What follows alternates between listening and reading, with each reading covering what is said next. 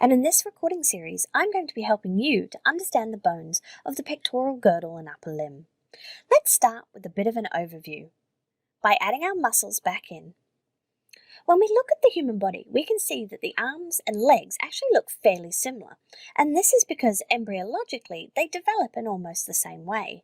But there are a couple of obvious and important differences. Once we started walking on 2 feet and no longer used our arms for that purpose, we gained a lot of mobility in the upper limb. Nowhere is this more evident but in the hand, which has evolved in such an incredible and opposable way that we can conduct some incredibly fine motor skills like drawing and writing and building. So let's return now to just our skeleton. Previously, you have learned that the human skeleton is divided into 2 regions: the axial skeleton, which is made up of the cranium and the vertebral column, and the appendicular skeleton, which is made up of pretty much everything else. The upper limb is connected to the axial skeleton via the bony pectoral girdle, and this is what you know of as the shoulder. When we look at the upper limb, we can see it consists of 4 major segments. Now, I promise anatomists don't do this just to confuse you. It's done so that precise descriptions can be made. You don't just say you have a sore arm, do you? No, you say the back of your elbow hurts. In anatomy, precision is key. So let's look at those 4 regions now. First, we have the bony pectoral girdle or shoulder. Secondly, we have the arm. Now, this is a really key point you want to make sure you understand. Colloquially, we tend to refer to the whole upper limb as the arm, but in anatomical terms, only the upper portion of the limb is considered the arm. The lower portion here is the forearm, okay? That's really important to remember, arm versus forearm. The 4th and final segment is the wrist and hand. So, let's talk about the bones of each region. First, we had the pectoral girdle, which has a clavicle anteriorly and a scapula posteriorly. Now, when we look at the upper limb proper, one of the things you'll notice, and this is true of the lower limbs as well, is that the most proximal segment, meaning the segment closest to the midline, is the largest and is unpaired. And the number of bones actually progressively increases with each region as we move distally, while at the same time their relative size decreases. Otherwise, imagine how huge your hands would be. So we have 1 bone here in the arm, the humerus. We have 2 in the forearm, the radius and the ulna. Then we have 8 carpal bones that make up the wrist, and we'll be talking a lot more about those shortly. We have 5 metacarpals making up the palm of your hand, and 14 phalanges, the singular of which is phalanx. Now, let's talk about function for a moment. The best thing I think, about studying anatomy is it's probably the only subject you'll ever take where you have a built-in cheat sheet. Want to know how the upper limb works? Just move your arm about. In the rest of this recording series, you'll find discussions of the individual bones of the upper limbs and their joints. So, let's get started.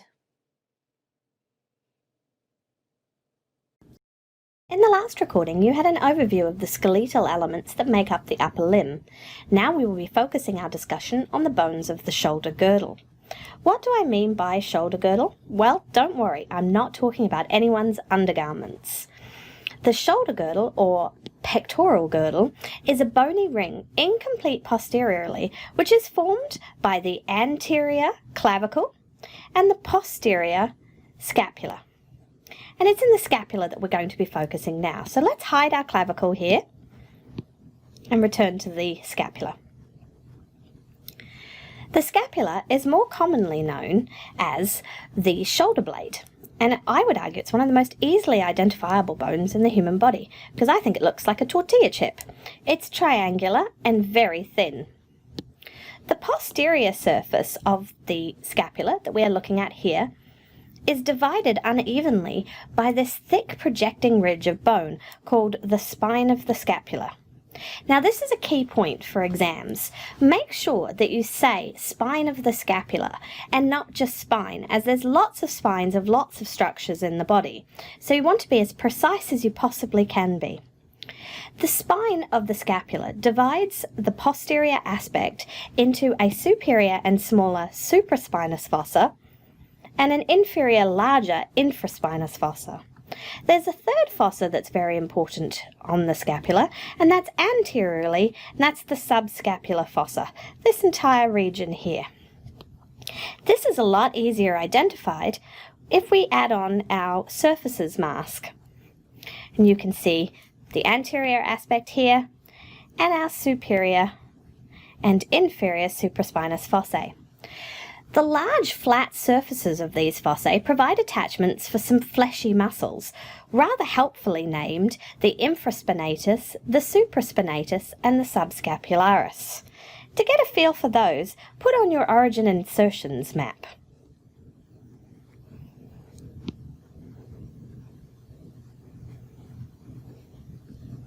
Returning to the normal bone,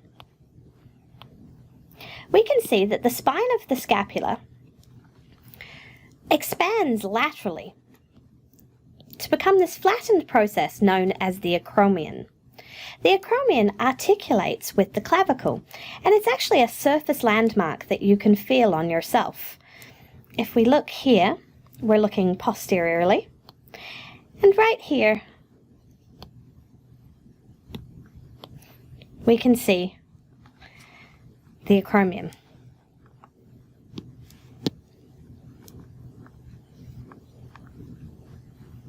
Next to the acromion, we can see this broad, flat surface. This is the glenoid cavity, and this receives and articulates with the head of the humerus at what's called the glenohumeral joint. You want to make sure that you have a look at our other recordings on joint types to help you understand how this joint may differ from others in the body. One thing to notice about the glenoid cavity is that it is quite shallow and concave and is much smaller than the head of the humerus for which it serves as a socket. This allows for great mobility, but also means it's very easy to dislocate your shoulder. Superior to this, we can see the coracoid process. To me, this process resembles a bent finger pointing outwards to the shoulder. Now, as well as these easily identifiable structures, there are some descriptive terms as well. The scapula has medial and lateral borders. These tend to be a little bit thicker. And superiorly, we also have a superior border. That's it for the scapula. In the next video, we'll discuss the clavicle. In the last recording, we discussed the posterior bone of the pectoral girdle, the scapula. Now we'll be talking about the anteriorly placed clavicle. The clavicle is more colloquially known as the collarbone, and you might remember it as that bone your friend fractured when he fell off his bike. The clavicle has two major points of attachment. Medially, here, at the manubrium of the sternum, and laterally at the acromion process of the scapula, which we discussed in the last recording. So let's focus now on just our clavicle. The clavicle itself is pretty easy to understand. The issue generally comes when trying to side it, which just means trying to figure out if it's a left or a right. The shaft of the clavicle has two opposing curves along the horizontal plane, making it look like the letter S. Looking anteriorly, the medial 2/3 are convex, while its lateral third is concave. These curvatures act a bit like a spring, giving the clavicle resiliency, hopefully making it harder to fracture. So let's turn on our parts now and look at this a little more closely. We can see it has two ends, an acromial end and a sternal end of the clavicle. The acromial end is fairly easy to remember because you might remember when we looked at the acromion process of the scapula, it was a projection of the spine of the scapula, and we saw that it was fairly flattened. Well, so is the acromion end of the clavicle. If you think about it, if it was too pointy, you'd have really pointy shoulders. Whereas the sternal end of the clavicle, which we can see here, is much larger and more rounded. In fact, it's quite triangular, really. And now this is the end that articulates with the sternum. This is a really good time to use your cheat sheet. Feel this on yourself and you'll see that your acromion end near your shoulder is nice and flattened, while right near your sternum you'll feel a raised part, and this is your sternal end. So by comparing the shape you see on your screen with the shape you feel on yourself, you know that this is a left side clavicle. Okay, so let's return to just our bones now by turning our parts mask off. The inferior surface, if we look at it, is surprisingly roughened, and this is because there are ligaments which strongly attach it to the first rib, as well as supporting ligaments for its attachment to the scapula. This is a really great thing to look for when you're in lab. It helps you tell your inferior from your superior surface. And that's it, you've learned the clavicle. Let's head on to the next recording.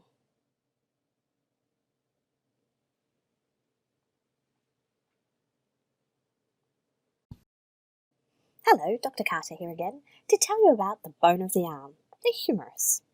The humerus has two major sites of attachment with other bones. Superiorly, here we have the glenohumeral joint, where it attaches to the scapula. And down here we have the elbow joint, where it attaches to the radius and ulna. Let's start by examining the proximal end. On the top here, you see this rounded surface. This is the head of the humerus, and this is actually what articulates into the glenoid cavity that we saw on the scapula. Just beneath this, we have the anatomical neck, and this is this inscribed area here, just deep to the head. This is where the glenohumeral joint capsule actually attaches. Now, distal to that, we have the surgical neck, and it's called that because it's actually a very common site of fracture in the arm. It's this narrow portion. In this area right here, we also have the greater and lesser tubercles. Here we have the greater tubercle and the lesser tubercle. Between them runs the intertubercular sulcus. The tubercles are the attachment site for many of the scapulohumeral muscles. But sometimes it's not all about attachment. In the intertubercular sulcus here, which is that sort of groove that runs in between the two tubercles, is actually a protected passageway during life for the tendon of the long head of the biceps. The shaft of the humerus has this unusual structure here. The deltoid tuberosity. It's a little difficult to see, so we've started with our surfaces on. It's actually a roughened and raised area where the deltoid muscle attaches, right here. As we travel more distally, we come across many of the parts that you would think of as the elbow, particularly the medial and lateral epicondyles. The medial epicondyle is the largest of the epicondyles, and this can actually be palpated or felt on yourself closest to the body. That's this one right here. The lateral epicondyle, as you can see, is much smaller. At the very distal portion of the humerus, we have the condyle, and this contains two articular surfaces. And these are really important because they're what allow your elbow to function the way it does. As I said, they had two articular surfaces. First of all, there's this sort of rounded shape here known as the capitulum, and this cylindrical wavy area, the trochlea. The capitulum is the site of articulation for the head of the radius, while the trochlea is the site of articulation for the ulna. Speaking of the ulna, because of the bent hook of the ulna, which we'll speak more on in the next recording, the humerus has to have two hollows or fossae into which the processes of the ulna can move or retract out of as the arm moves. So posteriorly, we have the olecranon fossa, and on the anterior surface, we have the coronoid fossa. And those are the major structures of the humerus. Thank you. In the last few recordings, we've discussed the bones of the pectoral girdle and arm. Now, we will be focusing our discussion on the two bones of the forearm, the radius, seen here, and the ulna, seen here, faded out. Our next recording will focus on the ulna. The two forearm bones are so intertwined that they functionally act as a single unit. The ulna stays stable, essentially a supporting beam between the arm and the wrist, while the radius pivots around it. This unusual setup allows for the unique movements of pronation and supination. Remember here that pronation means palm down, while supination refers to the palm upwards. If you're having trouble recalling which one is which, simply remember that if an individual can hold a bowl of soup, they're in supination. The radius is the shorter of the two forearm bones, and it sits on the lateral side. I always remember that because it's on the thumb side, and our thumb can move in circles. Let's hide our ulna here and focus on the radius. So on the proximal end here, we can see that it's all very smooth and circular. In life, this is covered in a thick layer of articular cartilage. This is all adapted to movement, and the whole region is known as the head of the radius. On the proximal end, we can see that it's concave where it articulates with the capitulum of the humerus. On its flattened border, the head articulates with the radial notch of the ulna. Directly below this, or distal to this, we have a very small narrowing of the bone called the neck of the radius. You might have to squint a little bit to make this out, but it's there, I promise. Continuing distally, we have an oval-shaped roughening of the bone that's very obvious. This is called the radial tuberosity, and it's where the major supinator of the forearm, the biceps brachii muscle, attaches. Distal to the radial tuberosity, really using that as a landmark, is considered the shaft of the radius. The shaft of the radius itself is fairly simple. Basically, it enlarges as we travel distally. But it's not until we get to the distal end that we again see structures that are important. The boundaries of this distal end of the radius flatten out so that it actually has four sides. On the medial aspect, this forms a concavity, which you can see here, called the ulnar notch, and this articulates with the circular head of the ulna. Essentially, it's the inverse of what we saw at the proximal radius. So let's add that ulna back in again so you can see where the two are attaching at that ulnar notch. These proximal and distal attachments between the two bones are vital for their ability to move, and we'll be talking about that in a later recording. On the lateral aspect, the border becomes much more obvious and terminates at this structure here called the radial styloid process. The radial styloid looks a bit like a bird beak, and it's better visualized if we put our parts mask back on.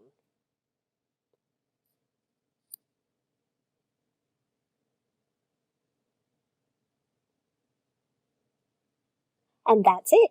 That's the major structures of the radius.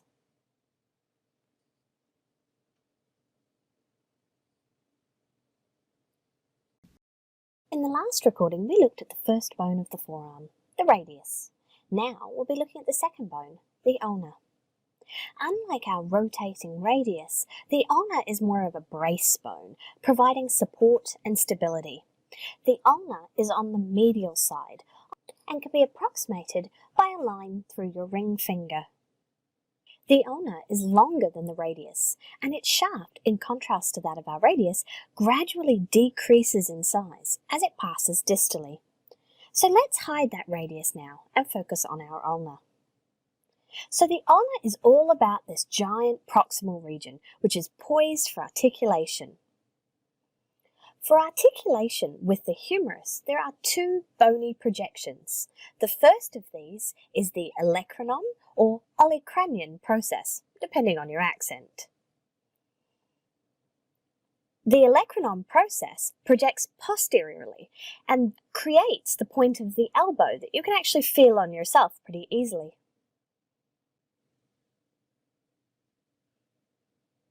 The second projection is the anterior coronoid process.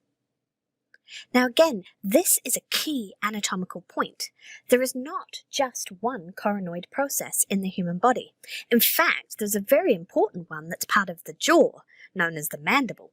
So be sure when you're in an exam situation to specify the coronoid process of the ulna. Now, together, the olecranon process and the coronoid process form the trochlear notch. The trochlear notch looks and acts like a wrench, with its jaws locking on to the trochlea of the humerus, which we learned about earlier. Lateral to these structures is the rounded cavity known as the radial notch, and this receives that flattened edge on the head of the radius that we saw in the last recording. As I mentioned, the shaft gradually decreases in size as it travels distally. Eventually, it ends in a small, rounded expansion known as the head of the ulna. To understand this better, let's turn our parts mask back on. One of the key structures here is this cylindrical projecting structure, the ulnar styloid process. The ulnar styloid process is actually pretty easy to remember because styloid means pen, and when you see it, it does kind of look like the nib or tip of a pen. The ulnar itself, while it is the longer of the two bones, actually stops short of the wrist joint and therefore is not an active participant in the wrist or radiocarpal joint. This is a key point and there's a good chance it'll turn up on an exam. And that's it. You've learned all of the major parts of the ulna. In the last recording, we discussed the two bones that make up the forearm. Now we'll be talking about those that make up the wrist. In my experience, when you ask most people to identify the wrist, they'll show you something like this. The distal portion of the forearm. But this isn't actually the wrist. It's the distal radius and ulna. The wrist itself is composed of 8 carpal bones, and those bones are arranged in 2 rows, a distal row, proximal row. If you want to understand where these bones are, simply place 2 fingers along the palm of your hand, resting your index finger on the crease. Your index finger represents the most proximal row, while your second finger represents the distal row. These tiny bones give the wrist its characteristic flexibility because the 2 rows slide across one another, while the individual bones can glide against the next one. Think of it like a beanbag. So if we want to break this up and look at each individual bone, we can see that of the 8 over here, first we have the scaphoid bone. This is a rather canoe or boat-shaped bone, and it articulates with the radius. The scaphoid is the largest bone in the proximal row. Then we have the lunate bone. Lunate, or lunar, means moon, and it's a moon-shaped bone which also articulates with the radius proximally. Then we have the triquetrum here. This is a pyramidal shaped bone. Importantly, it articulates with the articular disc of the distal radial ulnar joint and not the ulnar. You definitely want to make sure that you watch one of our other recordings so that you understand the joints of the wrist. The pisiform bone is this tiny little pea-shaped bone, and you can actually feel this on the palm of your hand as what's commonly known as the heel of the hand. And then, according to proper convention, reading from lateral to medial, we have the 4 bones in the distal carpal row. First, we have the trapezium, an almost squarish bone on the lateral side of the wrist. Then we have the trapezoid, which is a wedge-shaped bone, which unfortunately looks quite a bit like the trapezium. Then we have the very large capitate. Capitate means head, and you can see that it's a rather head-shaped bone with a very rounded proximal extremity.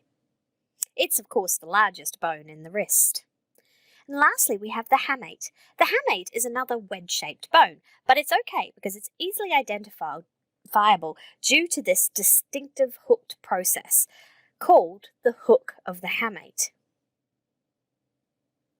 Now, I know this might all seem a little scary and a little overwhelming, but don't worry. Rarely in an undergraduate course are you asked to identify individual bones, but more to understand their position and their order. And because of this, there's some really great mnemonics, and I'm going to walk you through one now.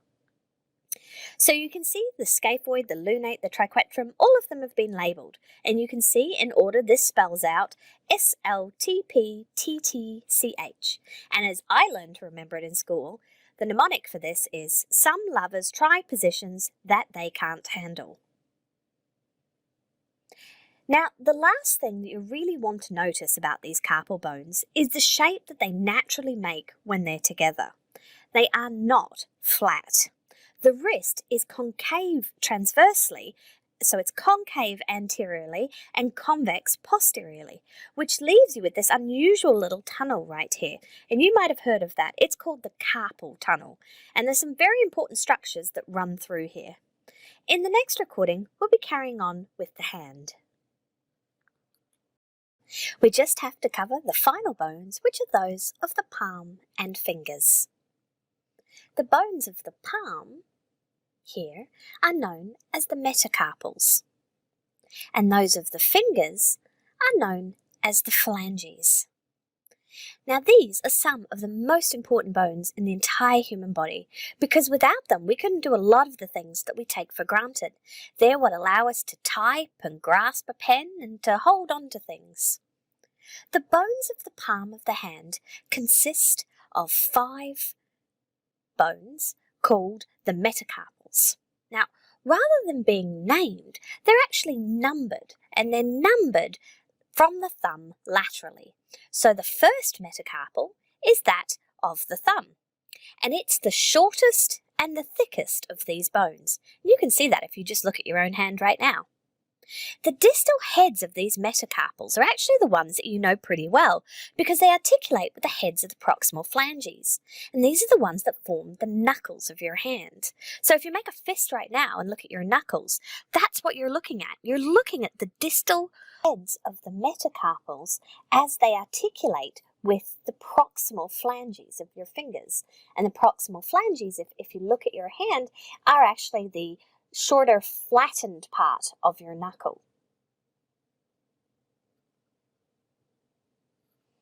Okay, so now let's have a look at the digits. Each digit has 3 phalanges. Now's a good time to note that phalange is simply the plural of phalanx. So when we talk about a phalanx, we're talking about an individual bone. So each digit has 3 individual phalanxes, except for the thumb, which only has 2.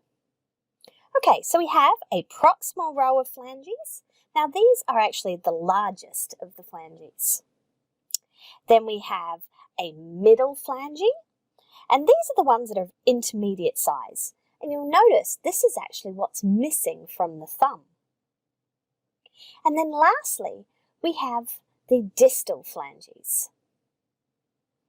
Sometimes these are called the terminal phalanges. The distal phalanges, if we have a look at them, are actually flattened and are sort of enlarged again at their distal ends. So now we're looking anteriorly, we're looking on top of the fingertips here, and this is where we have the nail bed. So the distal flattened portion of these phalanges is actually where we see our nail. And that's it. You've learned all of the bones of the upper limb. Congratulations. Build on this foundation and well done. Thanks for listening.